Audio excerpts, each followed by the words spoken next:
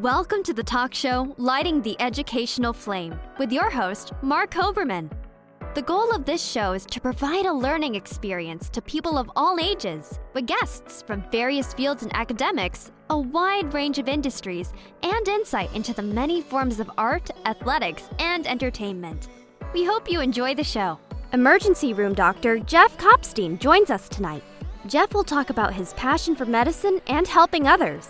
Tonight, we get a glimpse into the world of medicine from a man who is spending his life helping others stay healthy. Hello, and welcome to the talk show, Lighting the Educational Flame, brought to you by Great Success Education. I'm your host, Mark Hoberman. Today's guest is Dr. Jeff Kopstein. Jeff, welcome to Lighting the Educational Flame. Hi there. Thanks, Mark. Thanks for having me. Oh, it's great to have you. Boy, I got a doctor all to myself for a good half hour. I got a pain right here. That's the first thing I usually hear. Yes, I'm sure. Oh, you're a doctor, and then they have you for 4 hours. So, Jeff, I know when kids are younger, I want to be a doctor. I want to be a lawyer. I want to be a fireman. I want to be a basketball player. At what point in your life did you know that medicine was going to be your chosen career path? Yeah, I mean, basically for my entire life, as long as I can remember, medicine was what I wanted to do. The first real memory I had of, wanting to be a doctor was a second grade project. We had to build our profession in a shoebox, and I remember building a pediatrician's office in the shoebox. My parents helped me, but it was my choice. My entire life. That's what I wanted to do. It was always medicine. Now, what made you do that? Because you went to the doctor, because you saw things. What prompted you to say medicine's for me? Yeah, at such a young age, second grade. Yeah, second grade was a very young age. I mean, I think back then I was just young, and for some reason the science really is what inspired me. And I picked medicine, just what interested me. But the main thing was, when I was growing up, I was 10 years old, and my grandfather became very sick. He had liver problems and ended up, long story short, was basically 24 hours away from dying. And he ended up getting a liver transplant, basically on his deathbed. And all of his doctors throughout that process, and especially after the process, really inspired me to want to help people, want to make an impact on people's lives. And, from that moment on, medicine, there was no changing from there. Well, I know that your grandfather was a big influence on you, because one of the pictures you sent, we'll probably put it up. Yeah. I think it was graduating from medical school. Yeah. So it was you and your grandfather. Yeah. One of my favorite moments in my life actually was that graduation from medical school. He's actually a dentist. And at medical school, we were really lucky. And, if one of your family members had a doctorate of any sort, they were able to what they call hood you, or put the hood on you of your, your degree, which is in the picture there, both of us having our different colored hoods to represent, our different medical licenses. So, yeah, that was one of my favorite moments. And I was extremely lucky to have him there with me, as I said, with his liver transplant. He was actually only supposed to live about 10 years after his liver transplant, is what they predicted, because back then, the science and the medicine was not as up to date as it is now. But, we were very lucky. 23 years later, he's still with us. So that's incredible. And it brings to mind a question. I have a friend who was a recipient of a kidney. He got a kidney transplant about 5 years ago. And he told me, it lasts about 10 or 15 years and you might need another one. So with liver transplant, so they said you're only expected to live 10 years. You can't get two. It's not like it's not like kidney. Kidney is a little different in that sense. Usually liver, it's it's kind of a one-time thing, and 10 years was back then, and I still think it is 10 to 15 years about nowadays is the expectancy, but give or take. And luckily for him, it's been a lot more. We call him this year the year of the Jordan, Michael Jordan, 23. Right. So. That's great. Yeah, I thought you were going to say the Bionic Man, Lee Majors. Everybody watching knows what I'm talking about, the $6 million man.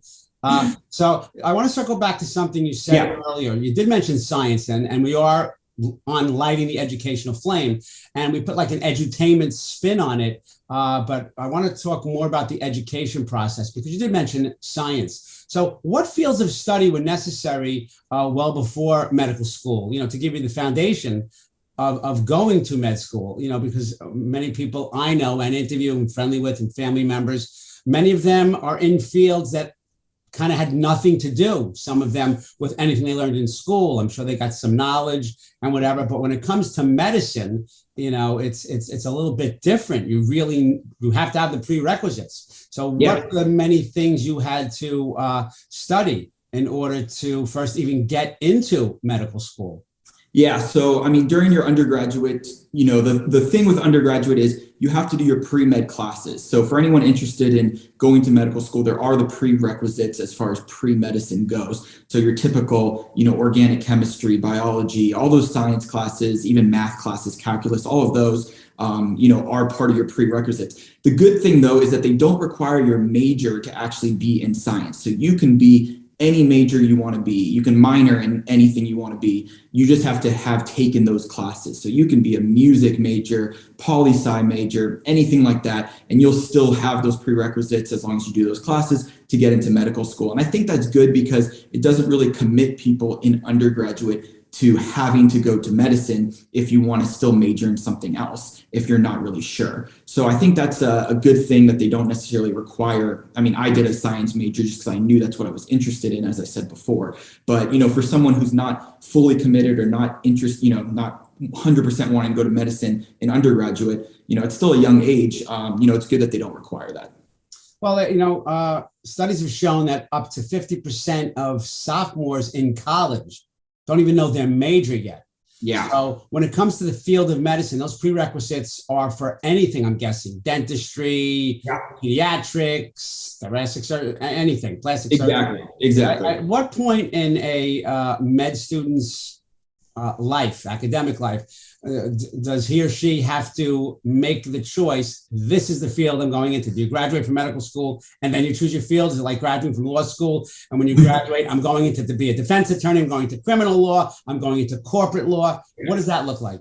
Yeah. So basically, once you get into medical school, you still, you're wanting to be a doctor, but you don't have to choose which field you want to be in yet. So medical school, your first 2 years of medical school are strictly in the classroom. So that's where you're doing your actual medical school courses, anatomy, pharmacology, microbiology, all those classes. Book studying is in your first 2 years. Your second 2 years of medical school are when you're doing your rotations. So your third year of medical school, that first year after those 2 years, you're doing your rotations where you're 1 month after the next, you're going from pediatrics to surgery to internal medicine, family medicine, all of these different fields of medicine. You're doing 1 month at a time. And that's when you kind of get exposed to what the lifestyle is, what you're going to be doing on a day-to-day basis. And then right before your fourth year, or right at the beginning of your fourth year, is when you pretty much have to decide. That's when you basically go and decide, this is the field I want to go into, because that's when you apply for your residency. And your residency is going to be that next step after medical school, after you graduate, which is when you go into your field. So during your fourth year is when you pretty much kind of specialize in those rotations, figure out exactly what field you want to do, and then apply to residency. When you do, what percentage of people do you think choose residency within the 15-mile, 20-mile radius of where they graduate from school? Do they get it and then fly to another state? How does that work? So that is the biggest thing that it's really hard to understand. Even when you're in the process, it's really hard to understand. Residency is pretty much chosen for you. Basically, you go and do these audition rotations and apply to these different programs around the country. I mean, people go from state to state, anywhere in the entire country. You do your rotations in the field you want to do. And then there's what's called a match program. So you actually have to match with the program. So you rank your top programs, the programs rate their top students, and the computer pretty much matches you. So there's actually a match day, which is one of the biggest days of your medical school, because that is when you are going to be chosen of which program you're going to, and everyone finds out on the same day. And the programs, the actual residency programs, the training programs, find out on that same day also who their students are going to be for the next coming year. So it's actually a pretty interesting process that I don't think really exists in any other field. Well, it's funny because it may not exist in any other field, but I taught high school for so many years. To me, it sounds like the day when the list comes out is who gets what part, because you auditioned and West Side Story, you're Tony, you're Maria, you're in the ensemble. Exactly. That kind of thing. So how many times, I mean, is there always a time when there is no match? So there are students that don't match. So yeah, there could be.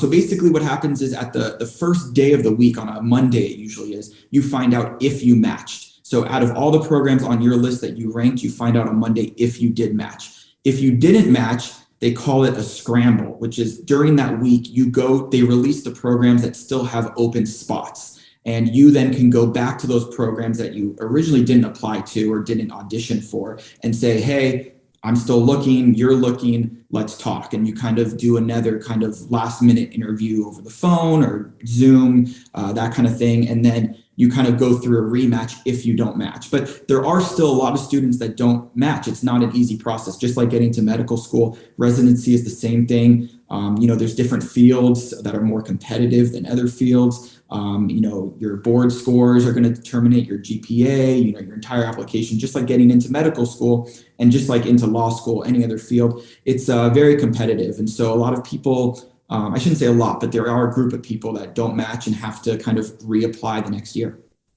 Oh, and what do they do for that time period when they haven't matched? Yeah, when you don't match you try to improve your resume basically, or improve your application. So you do research, you try to publish papers, you work with other professors at your school, do different things, maybe retake your boards, try to get higher scores, to try to get to that next step. So let's talk about that next step. So you chose the fast-paced and demanding emergency room to follow your passion, but is that something everyone, when they go to the hospital for residency, that they start in the emergency room, or is that something you choose? And then after 2 years there, you may leave. Some people I know have never left. I know people who, who've retired, they out of the emergency room. They went into the emergency room, entire career in the emergency room, and they retired from the emergency room. Yeah. So my field, actually, I did a internal medicine residency. And so, when we spoke before, part of my job is working in the emergency room. But the field that I chose from internal medicine is called a hospitalist. So basically what I do, it's a pretty relatively new field. So that's why, a lot of people don't know about it. And it really is kind of up and coming, I would say. But basically, anyone who has to stay overnight in the hospital or be admitted to the hospital from the emergency room, basically my job is to take over for those patients. So, you go into the emergency room doctor sees you, treats you, determines, can you go home? If you go home, great, you're treated, go home. I never see you. If you have to stay and be admitted to the hospital, you may be there depending on how sick you are, 1, 2, 3, 4 days, a week, 2 weeks. It depends on how long, how sick you are. So at that point, once it's determined that you're staying in the hospital, that's kind of where I take over. So part of my job is in the emergency room. Most of it is actually in the hospital itself. But yeah, so the next step is residency. And that's when, you determine, basically what you're going to be doing for kind of the rest of your life and the rest of your career. So I chose internal medicine was my specialty. But there are, like you were saying, specialties. Emergency room is another specialty, general surgery, dermatology, radiology, all those are different specialties that you choose in residency. And then even from there, you can even specialize further, and it's what they call fellowship, which is the next step after residency, if you choose to even specialize more so in your field. So for instance, from general surgery, you can, become a cardiothoracic surgeon, from internal medicine, from my field, you can branch off and do fellowship in cardiology or gastroenterology or neurology. And so all these are different fields if you want to specialize further after. But residency, the length of it also is determined by which field you choose. My residency was 3 years, but general surgery could be 5 years, neurosurgery 7 years. It just depends. So.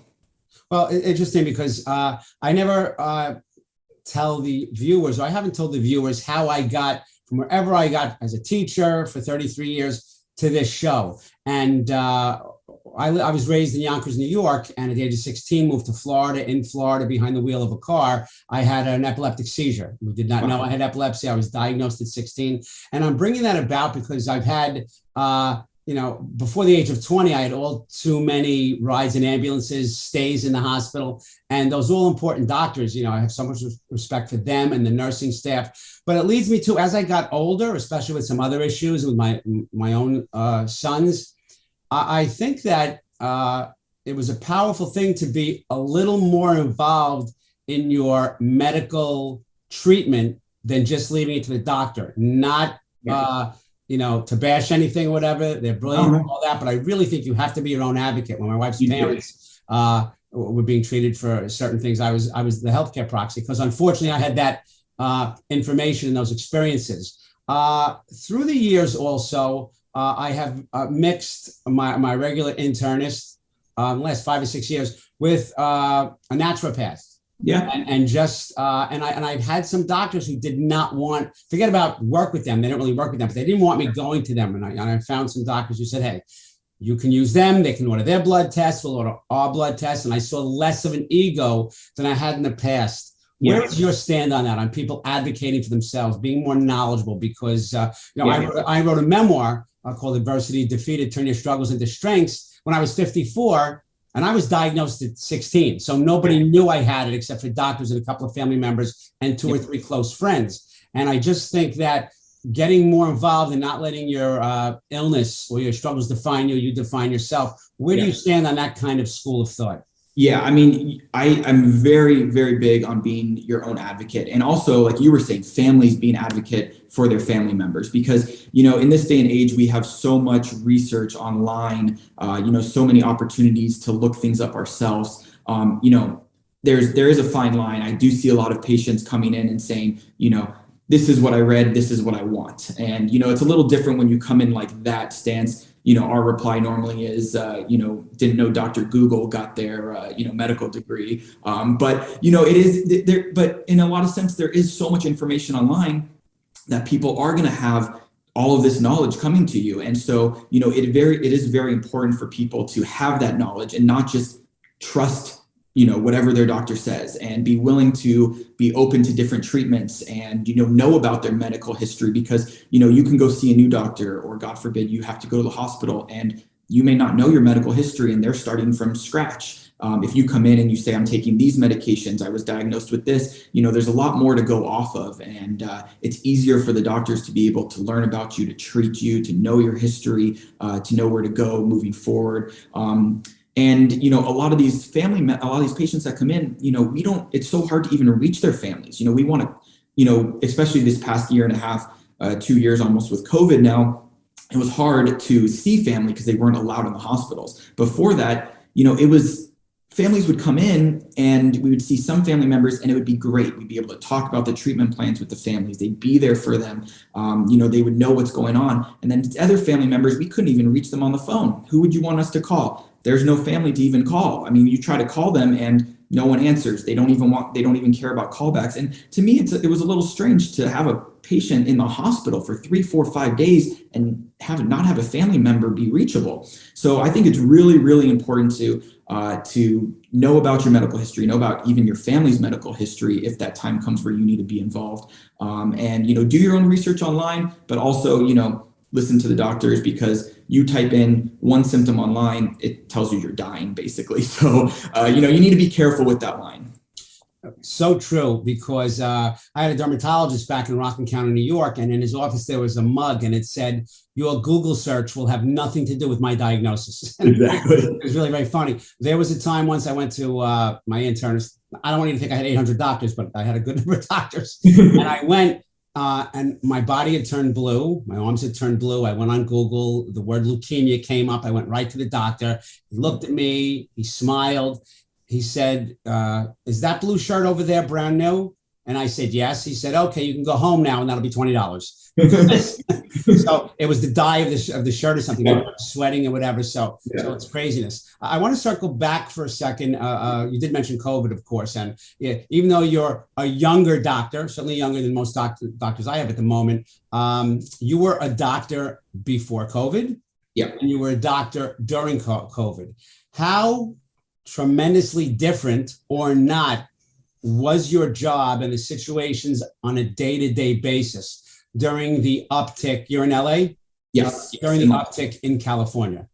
Yeah. So, I mean, all over the country, it's probably, way different. Every doctor you'll talk to is different. For me, we were basically in the hospital during this time where, there were patients in hallways, there were patients, intubated and on ventilators, not in the ICU because it's just too full. We basically saw such a difference from, one day to the next. And the biggest thing I would say is the support, like we were already just talking about, the support from family, not having family be there for these patients who are in the hospital for weeks at a time, who are ventilated, who, need support and have nobody there. To me, that was the biggest impact that I saw on the patients themselves. It's pretty remarkable actually how much outside support can help you in your recovery. And there have been multiple studies done on that of, family support, outside support from the community, on patients' recoveries. And so I think that was a big impact from the patient side. From the doctors and medical staff side and medical providers, nurses, everyone.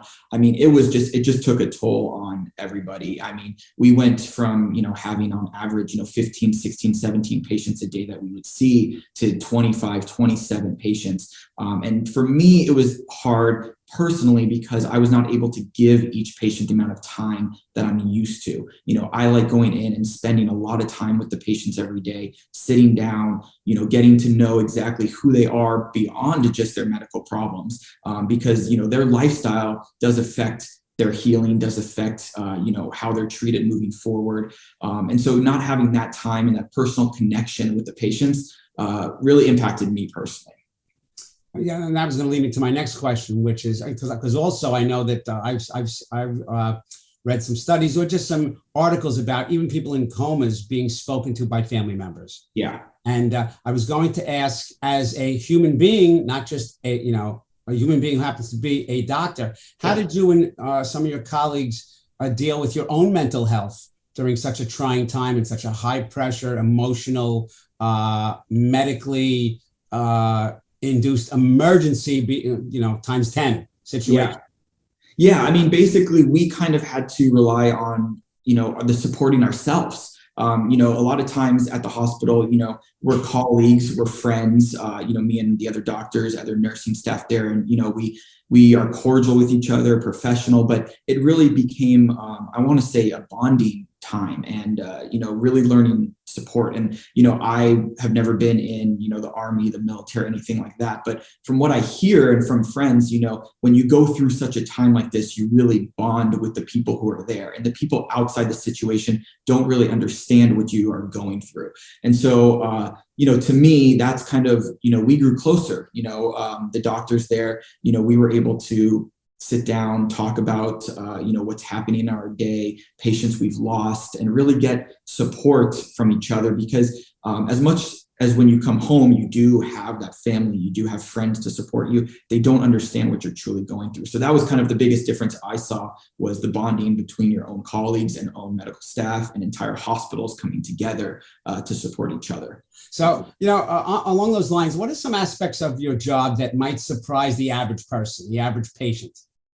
Yeah, I think, what people don't really see is the amount of documentation that we have to do, actually, the amount of computer work, which has, I think, become more and more as the years have gone on. I mean, I haven't been a doctor for too long. Like you said, I'm relatively young compared to a lot of the doctors who've been in their career for a long time. But, with recently, I would say over the last 10, 15, 20 years, especially, the amount of what we call CYA, or cover your butt. We have to do, because a lot of the world right now is looking to sue doctors. That's a big thing right now. Yeah. And so a lot of what we have to do is documentation, make sure everything is cross your T's, dot your I's. All of that has to be done, and so that does take a lot of our day. That is behind the scenes that patients don't see. And I think a lot of that also does take away from the patient care, the face-to-face, the, personal aspect of it. It does take a little bit away from that, which is, a little saddening, but that is probably the biggest thing I would say people don't realize. Great. And it's important because that's behind the scenes stuff. That's things that people just don't see or know. So last question I have to ask you, what is your advice for people, in your professional opinion, on boosters, vaccines? What advice would you like to give? This is probably a bigger audience than just the number of patients you see, at a given time period. So what would you like to say about that? Yeah, I mean, the biggest thing, I'm going to sound like one of those TV ads right now, but is go talk to your doctor. Find a doctor that you trust and go talk to them. If you need to go to 3, 4, 5 different ones before you find the one that you feel comfortable with, that's the biggest thing. People come to me for advice all the time about, whether it's vaccines, boosters, or just any medical problem in general. And my advice is just find someone you're comfortable with and that you trust, because once you find that connection with the doctor, you'll feel a lot more comfortable taking their advice. You'll trust them. 3 or 4 doctors may be saying the same thing, but it's where you feel comfortable. And that's, to me, the most important thing, is feeling comfortable taking the advice of a doctor, because you are treating yourself basically by taking advice from a doctor. The doctor can only tell you to take your medicine. It's up to you to actually do it. And that's the biggest thing, in the medical field right now, is people taking care of themselves. We can only prescribe you medications. We can only recommend treatments and recommend imaging and stuff like that. It's up to you to actually listen if you want and do the treatments. And so find a doctor that you trust, find someone that you're comfortable with, and, take their advice, do your own research, and then listen to your doctor. So as far as boosters go, personally, I listen to the research, all the studies. It all shows that the, boosters for general population are working, vaccines working. Biggest thing I can say is the masks. The amount of flu that we've seen in the past 2 years now, because now we're coming up on the second flu season, it has tremendously decreased. Almost to zero. And we've never seen anything like that before. And the only thing different that we're really seeing is the hand washing and masks. And so things do work. There are studies, there are things work. So I'll go back to it, but just find the doctor, trust them, feel comfortable, and go forward with your treatments with them. Excellent advice. Thanks so much for that. So Dr. Jeff Kopstein, thank you so much for joining us today. And of course. Your passion and all the experiences that you've had in medicine. There's probably 30 more years in you to have more experiences. Thank you so much for thank you so much for having me. I hope I inspire people who are out there, young people who are wanting to become doctors, to pursue their passion. It's worth it in the end. A lot of work to get there, as we talked about, but it's worth it. So thank you so much for having me. Such a pleasure. This is great information here for young people on entering any career path, but certainly medicine. To the viewers, this is Mark Hoberman thanking you for watching Lighting the Educational Flame. Catch us Monday nights at 9 p.m. Eastern Standard Time on E360 TV, on Roku, Apple TV, Amazon Fire. Remember, we're 24/7 on the Lighting the Educational Flame YouTube channel. Have a great day. Jeff, thanks so much. Thank you for watching Lighting the Educational Flame. To contact Mark Hoberman, email him at info@gradesuccess.com or visit him on social media through Facebook, Twitter, Instagram, and LinkedIn. Thank you for watching Lighting the Educational Flame.